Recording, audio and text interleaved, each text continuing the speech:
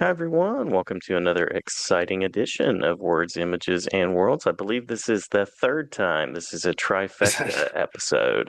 The All third right. time I've had the pleasure, chatting with author, creator Jorge Aguirre. Jorge, welcome. Hey, hello. Thanks for having me back for the trifecta.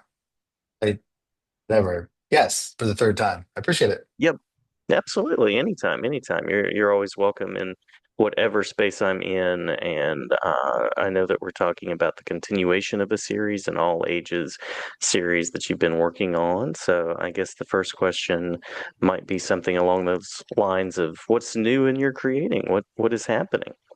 Well, very excited that this is the first book, Monster Locker, which came out last year, and it's about a Hmm. kid named Pablo whose locker is a portal to monster worlds. And in the first book, he fights a monster from Aztec mythology.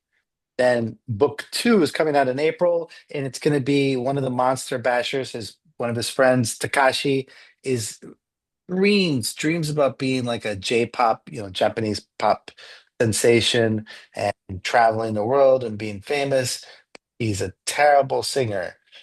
There might be a monster in Pablo's Book of Summoning who could help Takashi.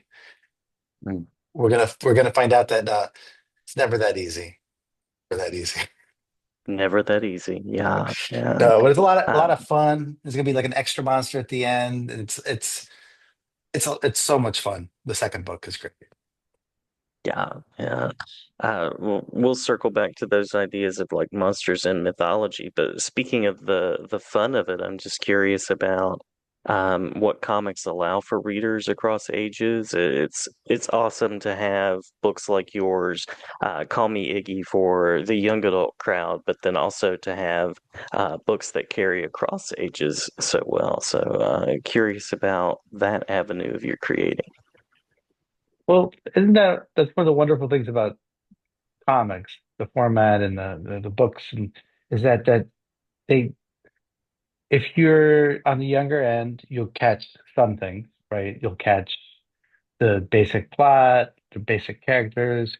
If you're older, you'll notice things like in the drawings, in the background. You might know, Um, Mhm. and then if you're even older, you might notice like some of the themes. So like Monster Locker is basically about a kid fighting monsters, this group of kids, and they fight monsters. But it's really for the older crowd that see it, it's about identity. Every book in Monster Locker is about identity and figuring out who you are and how you fit into the world. But it's also a lot about bashing monsters too. And I just love how comics can work on all these different layers. Same, same. I love that as well. And I know as a young reader, I was engaging with books that were probably not intended for me, but I still love them and tapped into them. And great that there are all ages books now that kind of keep that audience, but also travel across with great intention. Yeah, I love that too. Yeah. Um, what's it like to get to continue a series like this? The one thing I love, all right, so in the background, you'll see that there's a couple pictures from my very early graphic novels, Monsters Beware, Hmm. Giants Beware, and Dragons Beware.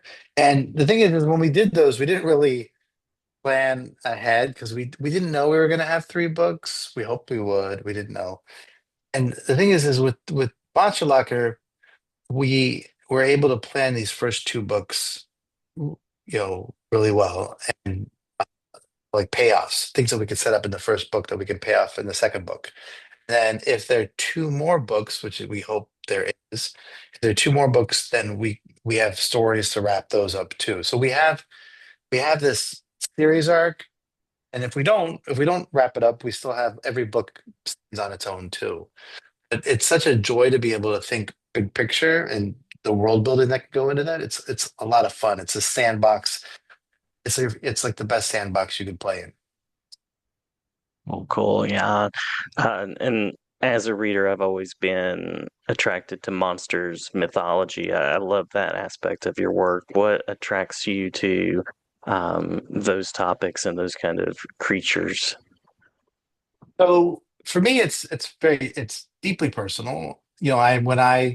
I grew up in Columbus, Ohio, and like many Ohioans, we would take the 20-hour drive every spring break to Florida, which was painful for a kid with as much energy as I had back then. It was Mm, painful.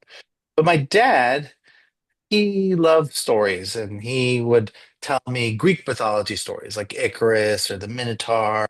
And I just sit there like my sisters, I had three sisters, they'd be asleep. My mom would be asleep, and my dad and I would just be riding through Tennessee, and he'd be telling me about Icarus flying too close to the sun and wings melting, or the Minotaurs attacking, or the Trojan War stuff. Like he loved those myths and those monsters, and I think I came, I inherited that. And then as an older adult, especially collaborating with somebody like Andres Vera Martinez, the artist and my collaborator on these books, he has helped introduce me to like other mythological mythologies that I'm not that familiar with, like Aztec mythology, for example.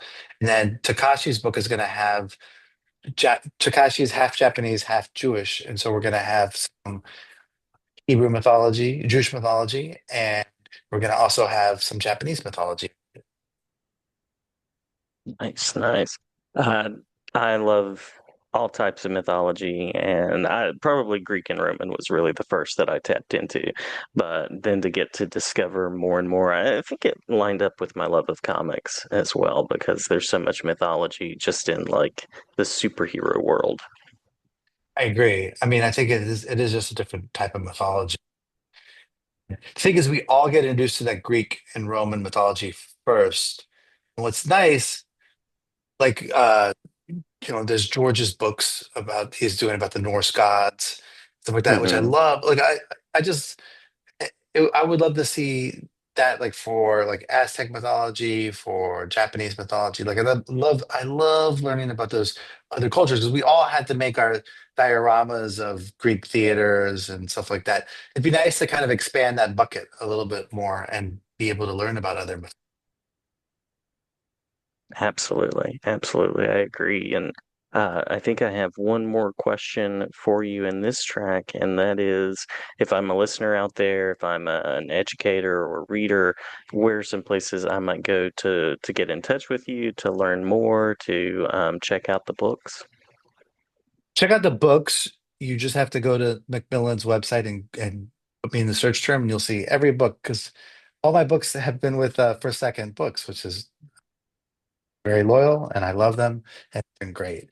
So you can see all my books there. If you want to find out what I'm up to, I have a website and I have LinkedIn, and the website's Writer Jorge. I'm out there. I'm on Instagram as well. Come say hello on Instagram. I'm always posting there, usually pictures about my dog and stuff about the books. But I'm out there. I'm pretty easy to find. Well, cool. Well, Thank you. many thanks, Jorge. Glad to have you, and certainly glad to have you anytime. Thank you. I appreciate it.